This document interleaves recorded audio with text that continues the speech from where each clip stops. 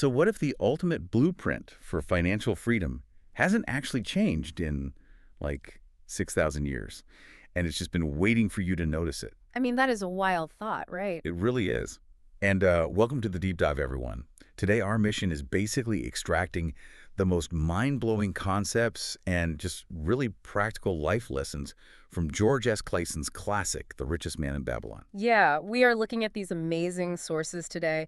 They're excerpts and stories translated from ancient Babylonian clay tablets, which, reveal the secrets of the wealthiest city of the ancient world. Exactly. And honestly, whether you are a young professional prepping for your financial future, or maybe you're just someone feeling totally overwhelmed by modern money management, this deep dive is going to cut right through the noise. It really will. And I want to set the stage a bit here because this isn't just some dry list of financial rules. It's really about a fundamental psychological shift. We are going to explore how to conquer the fears that block your financial confidence, how to balance work discipline with savings, and basically turn a simple income into a massive wealth-generating machine. Which sounds amazing. Yeah. So let's start with this really relatable struggle of the working class. The sources introduce us to this guy, Banser. He's a chariot builder. Yeah, master chariot builder. Right. And his friend Cobby, who is a musician. And these are two guys who work incredibly hard, but they suddenly have this realization that they have absolutely nothing to show for it. Yeah, they're just like looking around at the extreme wealth of Babylon and looking at their own empty pockets. Exactly. So they decide to ask Arkad, who happens to be the richest man in Babylon, for his secret. And Arkad's answer is just so great. He shares his very first, foundational aha moment. He learned this from a wealthy moneylender named Algamish. Oh, right. The golden rule. Yeah, Algamish tells him, a part of all you earn is yours to keep. Okay, let's unpack this because I think my immediate reaction, and probably the listener's reaction too, is, wait, isn't all of my paycheck mine to keep? Right, you'd think so. I mean, I earned it. Yeah. But when you really look at it, if you pay the landlord and you pay the grocery store, you pay for all your streaming services, Yeah. you are basically working as a slave for them. It's true. You're just a conduit for the money. And that right there is the massive psychological barrier we all face. Most people inherently pay themselves last. Yeah, there's anything left over at the end of the month, right? Exactly. But Alchemist gives Arkad this brilliant visual. It's the egg basket metaphor. Oh, I love this part. Yeah. So he says, imagine you have a basket. If you put 10 eggs into that basket every single morning, and you only take out 9 eggs every evening, what happens? Well, I mean, the basket will eventually overflow. Exactly. It's a mathematical certainty. So the first rule for you, the listener, is to save exactly 1/10 of your income, 10%. But, okay, wait. How do you balance that discipline with actually living? Because, for beginners trying to manage their money, that sounds really tough if you're already stretched thin. And Arkad addresses that. He introduces the second cure, which is to control your expenditures. You have to distinguish between actual necessities and just, mere desires. Because our desires can just grow forever, That's right? all, totally. Yeah. Arkad points out that a man's desires will always grow to equal his income unless he actively controls them. Right, like lifestyle creep. Exactly. You must budget the remaining 90% of your income so that you don't even touch that 10%. That makes a lot of sense. You just force the boundary. So, okay, let's say the listener's doing this. They are saving their 10%. Mhm. What happens next? Because just hoarding money under a mattress isn't going to make you rich. No, it won't. And that is the transition from just saving to actually building a wealth machine. Boy. It brings us to the third cure: make your gold multiply. Right. And Arkad does this with his very first successful investment. He lends his money to Agar, the shield maker. Yeah, the guy needed to buy bronze. Exactly. Agar uses it to buy the bronze, makes the shields, and pays Arkad rental interest for using his capital. What's fascinating here is how the sources illustrate the sheer magic of compounding interest.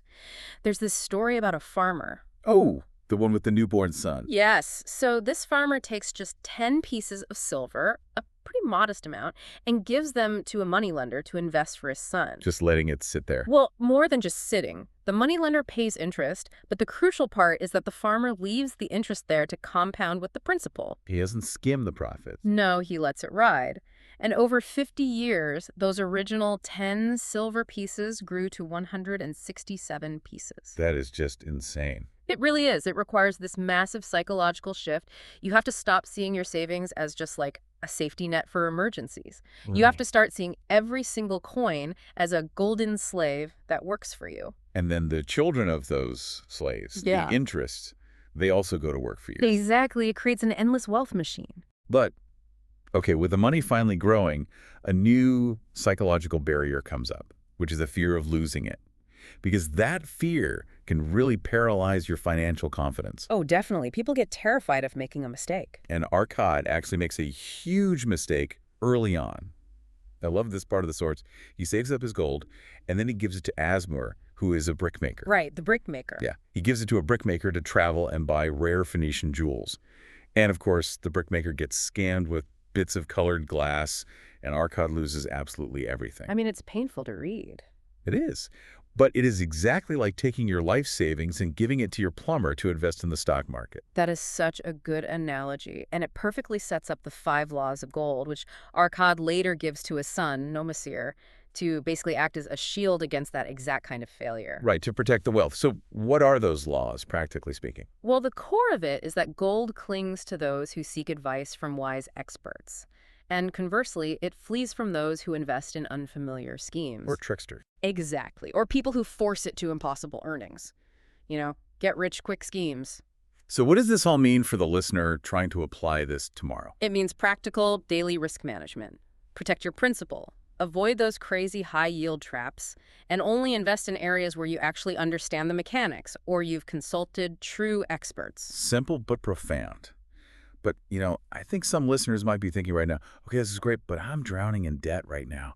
I'm in the negative. How do I even start? And the Babylonian tablets actually have a specific blueprint for that. It's the story of Dabasir, the camel trader. Oh, man. Davsir's story is intense. He basically ruined himself with debt buying luxury items, fled Babylon, and actually got sold into slavery in Syria. Yeah, he hit absolute rock bottom. But this highlights the deepest psychological barrier we face with debt. Dabasir had to choose between a slave mentality and a free man's soul. And what's the difference there? A slave mentality is running from your problems, complaining, playing the victim. But a free man faces his problems and takes total responsibility. Dabasir realizes that his debts are his enemies, sure, but his creditors are his friends because they trusted him. That is a huge mindset shift. So how does he actually get out of it? What's the step-by-step Babylonian formula he used? It's a perfect strategy for young professionals today. It's the 10-70-20 rule. Okay, break that down for me. First, he still saves 10% for himself. That's non-negotiable. Even while in debt. Even in debt. Yeah. Because otherwise you just pay off the debt and have zero wealth built. Right, you're at square one. Exactly. So 10% for you. Then you live strictly on 70% of your income. That's for clothing, food, basic necessities, maybe some charity. Okay. And you use the remaining 20% to pay down your debts fairly and consistently across all your creditors. Wow. So you just have to radically deflate your lifestyle to Yeah. fit that 70%. Yes, it takes a lot of discipline, but it mathematically guarantees your freedom. Speaking of debt, there's a cautionary tale from the sources that I have to interject here about lending money to family and friends. Oh, math on the moneylender. Yes. The story of the ox and the ass. Basically, the ox complains to the ass about working so hard pulling the plow. The ass tells him to fake being sick so he can rest. Trying to be a good friend. Right. But the farmer still needs the field plowed, so he just yokes the ass to the plow instead. Yeah. The ass ends up doing all the hard work. So the warning for the listener is, if you want to help a friend, do not take on their burdens or you will end up pulling their plow. Keep your emotions out of lending. That is so critical. Completely. So here's where it gets really interesting. If we recap this, the single most life-changing lesson is that wealth is not a mystery. It is just a reliable system. You save 10%, you protect it, you multiply it, and you live on the rest. And I want to highlight the 7th cure here to really cap this off, which is increase your ability to earn. Yes, the income ceiling. Exactly. The more you learn, the more you earn. There's this great story of Megiddo the plowman in the sources who taught that work is not your enemy. Right, it's not something to run away from. No, work is actually a best friend that builds your character and ultimately increases your wealth. You become more valuable. That is such a powerful reframe. And I want to leave you, the listener, with a final thought to just mull over. Yeah. Throughout this deep dive, we talked a little bit about luck, right? Yeah. Well, the people of Babylon realized that the goddess of luck doesn't frequent the gambling tables. She only favors men and women of action. Oh, absolutely. So if you implement this Babylonian blueprint tomorrow morning, Yeah. are you getting lucky, or are you just finally ready to accept the opportunities that were always there? That's the real question. Thanks for joining us on this deep dive. Start building that wealth machine today.